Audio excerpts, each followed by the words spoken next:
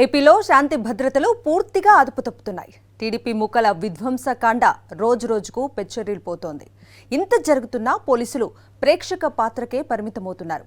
బెజవాడ నడిబొడ్డున ఏర్పాటు చేసిన రాజ్యాంగ నిర్మాత డాక్టర్ అంబేద్కర్ విగ్రహాన్ని ధ్వంసం చేయడానికి ప్రయత్నించడం టీడీపీ అరాచకాలకు పరాకాష్ట అని చెప్పొచ్చు. గతంలో చంద్రబాబు సీఎంగా ఉన్నప్పుడు అమరావతిలో ఎక్కడో ఒక మూలన ఏర్పాటు చేస్తానని చెప్పి కూడా అంబేద్కర్ విగ్రహం ఏర్పాటు చేయలేదు. కానీ వైఎస్ జగన్ నగర నడిబొడ్డున ఏర్పాటు చేయడం టీడీపీకి కంటగింపుగా మారింది. పచ్చపార్టీ కుళ్ళు, కుట్రలు, కుతంత్రాలపై కేసీఆర్ విశ్లేషణ ఇప్పుడు చూద్దాం. ఏమిటి ఈ బరితెగింపు? ఏమిటి ఈ అరాచకం? చివరికి రాజ్యాంగ రచయిత డాక్టర్ బిఆర్ అంబేద్కర్ విగ్రహాన్ని కూడా వదిలిపెట్టరా? ఏపీలో జరుగుతున్న దుష్ట పాలనకు ఇది నిలువుటద్దంగా నిలుస్తుంది. ఏపీలో అత్యంత ప్రతిష్టాత్మకంగా విజయవాడ నడిబొడ్డున భాసిల్లుతున్న అంబేద్కర్ విగ్రహం, అక్కడే ఉన్న పార్క్, లైబ్రరీ అంతా ఒక విజ్ఞాన సంపదగా ఉన్న టూరిస్ట్ స్పాట్పై గురువారం రాత్రి దాడి జరగడం అత్యంత శోచనీయం. ఏపీ సమాజంలో అశాంతి రోజు రోజుకు పెరిగిపోతున్న తరుణంలో అంబేద్కర్ విగ్రహంపై దాడి మరింత ప్రమాదకరంగా ఉంది. ఒకవైపు గవర్నర్ బంగ్లా, మరోవైపు ఐఏఎస్, ఐపీఎస్ అధికారుల నివాసాలు, కార్యాలయాలు ఉన్న విజయవాడ స్వరాజ్ మైదాన్లోని అంబేద్కర్ విగ్రహంపై దుండగులు దాడికి సాహసించారంటే ఖచ్చితంగా దీని వెనక ఎవరో కొందరు పెద్దల హస్తం ఉందన్న అనుమానం సహజంగానే వస్తుంది.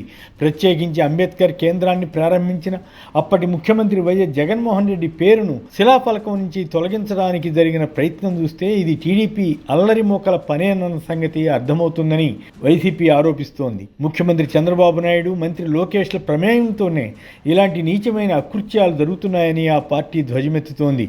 అంబేద్కర్ను దేశవ్యాప్తంగా ప్రజలు గౌరవిస్తారు. అంతర్జాతీయంగా కూడా అనేక దేశాల్లో ఆయన విగ్రహాలున్నాయి.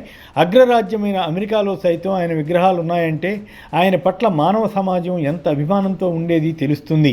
అలాంటి మహనీయుడి విగ్రహాన్ని భారీ ఎత్తున ఏర్పాటు చేసుకోవాలన్న ఆలోచన రావడం, దాన్ని ఎక్కడో మారుమూల కాకుండా విజయవాడ నడిబొడ్డును ఏర్పాటు చేసి ఒక పర్యాటక కేంద్రంగా అభివృద్ధి చేయడానికి జగన్ ప్రభుత్వం సంకల్పించి పూర్తి చేసింది.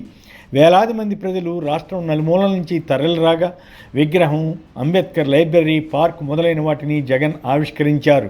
నిత్యం వేలాది మంది అక్కడికి వెళ్ళి అనుభూతి పొందుతారు. 2014 టర్మ్లో చంద్రబాబు ప్రభుత్వం కూడా అంబేద్కర్ విగ్రహాన్ని స్థాపిస్తామని, ఆయన పేరుతో స్మృతివనం ఏర్పాటు చేస్తామని ప్రకటించింది.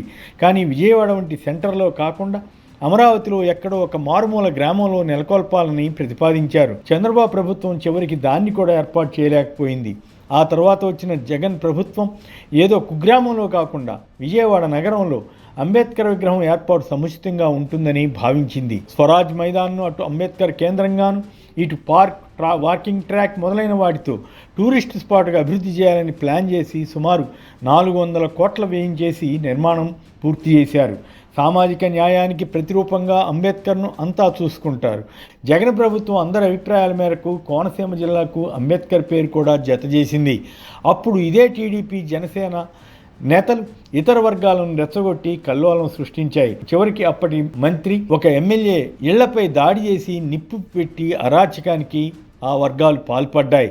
టీడీపీ, జనసేనలు డబుల్ గేమ్ ఆడినా జగన్ ప్రభుత్వం నిర్దిష్ట విధానంతో ముందుకు వెళ్ళింది. దానివల్ల వైసీపీకి కొంత నష్టం కూడా వాటిల్లింది. ఆ తర్వాత కాలంలో విజయవాడలో అంబేద్కర్ విగ్రహ నిర్మాణాన్ని భారీ ఎత్తున చేపట్టారు. విజయవాడకు ఎటువైపు నుంచి ఎంటర్ అవుతున్న విగ్రహం కనపడుతుంది. అలాంటి టూరిస్ట్ స్పాట్పై టీడీపీకి చెందిన కొందరు గోండాలు దాడి చేయడం, పోలీసులు ప్రేక్షక పాత్ర పోషించడం దారుణంగా ఉంది. అంబేద్కర్ కేంద్ర సిబ్బంది నుంచి సెల్ ఫోన్ లాక్కుని మరీ టీడీపీ కార్యకర్తలు రౌడీయిజానికి పాల్పడ్డారట. ఈ విగ్రహాన్ని ప్రారంభించిన జగన్ పేరు అక్కడ ఉండడం వారికి నచ్చలేదు. అంతే, ఆ అక్షరాలను పీకేశారట. వైసీపీ మాజీ ఎమ్మెల్యే మల్లాది విష్ణుకు సమాచారం అంది పోలీసు ఉన్నతాధికారులకు ఫిర్యాదు చేసినా వారు పట్టించుకోకపోవడం శోచనీయం. టీడీపీ గూండాలు హత్యలు, దాడులు, విధ్వంసాలకు పాల్పడుతున్నప్పటికీ పోలీసులు చూసి చూడనట్లు ఉండడం, పైగా వాటిని ప్రోత్సహించే విధంగా ముఖ్యమంత్రి చంద్రబాబు, మంత్రి లోకేష్లు వ్యాఖ్యానాలు చేస్తున్న వార్తలు వస్తుండడంతో టీడీపీ రౌడీలకు అడ్డు ఆపు లేకుండా పోయిందన్న విమర్శలున్నాయి. జనసేన అధినేత పవన్ కళ్యాణ్, టీడీపీ వారు ఎంత అరాచకం చేసినా కనీస స్థాయిలో కూడా స్పందించడం లేదు. ఆయనకు పదవి రావడమే పరమాన్నంగా మారింది. ఇక్కడ ఒక సంగతి గమనించాలి. గతంలో ఎప్పుడూ ఇలా విగ్రహాలపై శిలా ఫలకాలపై ఏ రాజకీయ పార్టీ దాడి చేయలేదు. కానీ ప్రస్తుతం ఆ పరిస్థితి కనిపించడం లేదు. టీడీపీ ప్రభుత్వం వచ్చిన వెంటనే వైఎస్ రాజశేఖర రెడ్డి విగ్రహాలను దగ్ధం చేయడం, ధ్వంసం చేయడం, జగన్ పేరు, అప్పటి మంత్రులు, ఎమ్మెల్యేల పేర్లు ఉన్న శిలాఫలకాలను ధ్వంసం చేయడం వంటి అల్లర్లతో టీడీపీ అరాచక శక్తులు రెచ్చిపోయాయి. గుంటూరులో స్వయంగా ఒక టీడీపీ ఎమ్మెల్యేనే గుణపం పట్టుకుని శిలాఫలకాన్ని కూల్చుతున్న వీడియోలు కూడా సోషల్ మీడియాలో వ్యాప్తిలోకి వచ్చాయి. ఇలా ఒకటి కాదు, అనేక చోట్ల టీడీపీ కార్యకర్తలు నీచంగా వ్యవహరిస్తుంటే నిరోధించవలసిన నాయకత్వం వారిని ఎంకరేజ్ చేసేలా కామెంట్ చేస్తూ వచ్చింది. టీడీపీ దళిత నేతలు సైతం నోరు విప్పి ఇలాంటి ఘటనలు ఖండిస్తారో లేదో తెలియదు. గతంలో ఎన్టీఆర్ విగ్రహానికి ఎవరైనా కొద్దిపాటి అపచారం చేసినా ఈనాడు, ఆంధ్రజ్యోతి వంటి మీడియా పెద్ద ఎత్తున ప్రచారం చేసేవి. కానీ వైఎస్ విగ్రహాలు ధ్వంసం చేసినా, చివరికి అంబేద్కర్ విగ్రహంపై దాడి జరిగినా ఈనాడు, ఆంధ్రజ్యోతి వంటి మీడియా ప్రముఖంగా అసలు వార్తనే ఇవ్వలేదంటే వారు ఏ స్థాయికి దిగజారింది అర్థం చేసుకోవచ్చు.